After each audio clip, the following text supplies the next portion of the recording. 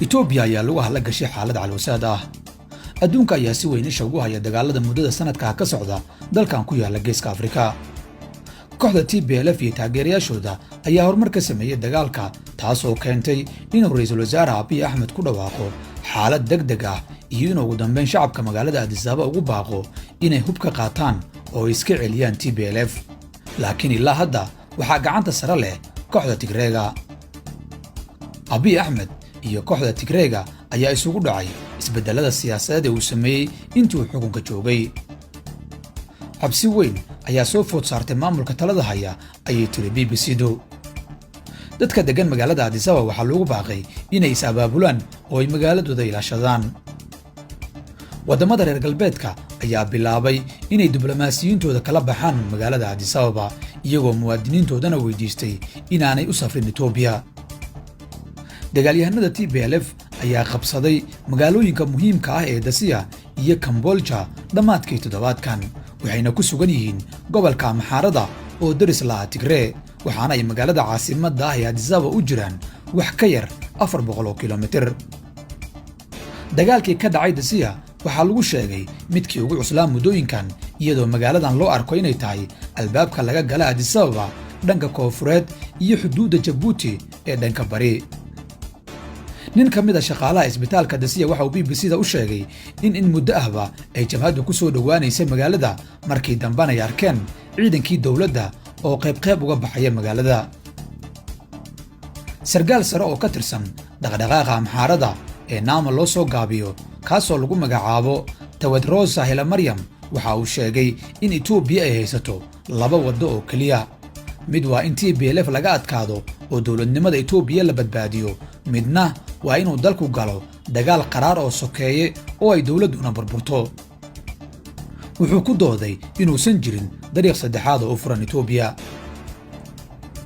tan iyo markii ay TPLF qabsatay magaalada Dasiya, waxaa dhinaca Addis Ababa ka bilowday beegsi lagu samaynayo dadka u dhashay qabiilka Tigray. gabar qareen ah oo Tigray ah oo magaalada Addis Ababa ku nool waxay sheegtay in beegsiga qowmiyaddu uu bilowday. guryaha iyo goobaha la isugu yimaaday ee maqaayaduhu ka midka yihiin ayay sheegtay in lagala baxay dad Tigray ah. gaadiidka gaar ahaan tagaasida ayaa la joojinayaa iyadoo la eegaya aqoonsiga dadka, waxaana la baadigoobayaa dad Tigray ah, ayay tiri gabadhaas.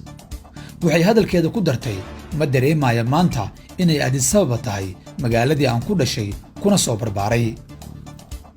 hal sano ayaa laga joogaa markii uu ra'iisul wasaare Abiy Ahmed amray in duulaan militari lagu qaado gobolka waqooyiga ku yaala ee Tigray.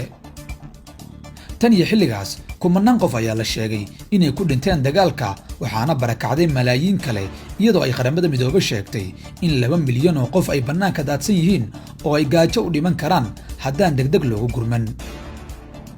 mawjado xasuuqa ayaa la soo wariyey intii uu dagaalku socday, waxaase hadda oo ay kooxda TPLF ku soo dhawaatay magaalada caasimadda ee Addis Ababa laga cabsi qabaa inuu dalka oo dhan dagaalku saameeyo oo dhinac walba ay mawjado dagaal ka dilaacaan.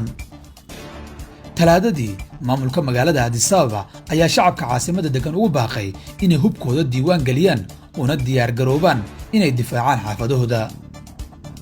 ra'iisul wasaare Abiy Ahmed waxa uu bartiisa Facebook ku daabacay inay shacabku hub ka qaataan oo ay dhaqaale iyo nafba u huraan si ay u aasaan argagixisada TPLF, balse qoraalkaas ayay tirtay shirkadda Facebook iyadoo ku tilmaamtay colaad hurin ka soo horjeeda siyaasadda shirkadda.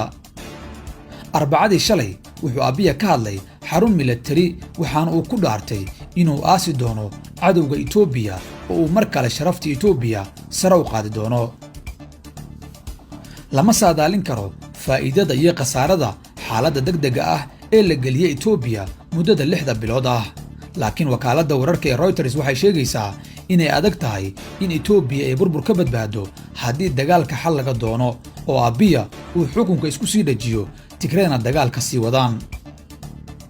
waxyaabaha walaaca leh waxaa ka mid ah in kooxda xoreynta Oromiya ee OLA ama Ola qofba sida u yaqaano inay ku jirto dagaalka iyadoo ka garab dagaalamaysa TPLF.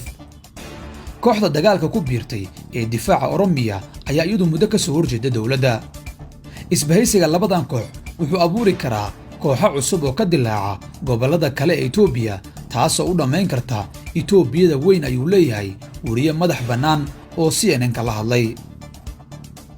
xukuumadda Abiya waxay ku eedaysay kooxaha ka soo horjeeda inay xasuuq wadaan, halka qaramada midoobay ay sheegtay in xukuumadda Abiya la baarayo oo loo haysto gaboodfallo ay ku kacday muddadii uu dagaalku socday. bishii Nofeembar 2020, Abiya wuxuu si uusan fahmin ugu dhawaaqay burburka Itoobiya sababtoo ah wuu ogaa culayska TPLF, jabhadayntooda, diidmada gobollada qaar ee xukunkiisa, inay dhalan karaan kooxo badan oo hubaysan, in qowmiyaduhu wada hubaysan yihiin, isna diidan yihiin badankood. sidaa darteed xal aan dagaal lahayn ayuu ku abuuri karay Itoobiyada uu caashaqay oo ah mid dowladda dhexe awood leedahay, ayuu yidhi khabiir sare oo ka tirsan macad darsa mustaqbalka Afrika oo fadhigiisu yahay waddanka Koonfur Afrika. ilaa hadda ra'iisul wasaare Abiya kama quusan inuu dagaal uga adkaado dhammaan dadka ka soo horjeeda.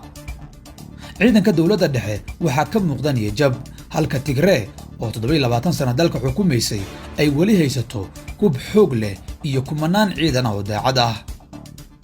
waa adag tahay inay Itoobiya wejigan uga badbaado burbur haddii uusan Abiya qaadan dariiq cusub ayay badi leeyihiin qoraayaashu, xilli xoogga hubaysan ay ku soo dhowaanayaan magaalada caasimadda ee Addis Ababa. TPLF waxaa laga shaki qabaa inay helayso gacan shisheeye, halka isbahaysigii uu Abiya la samaystay Soomaaliya iyo Eritrea uusan waxba ka faa'iidin xilligan uu ku jiro xaaladda adag. maxay kula tahay adiga?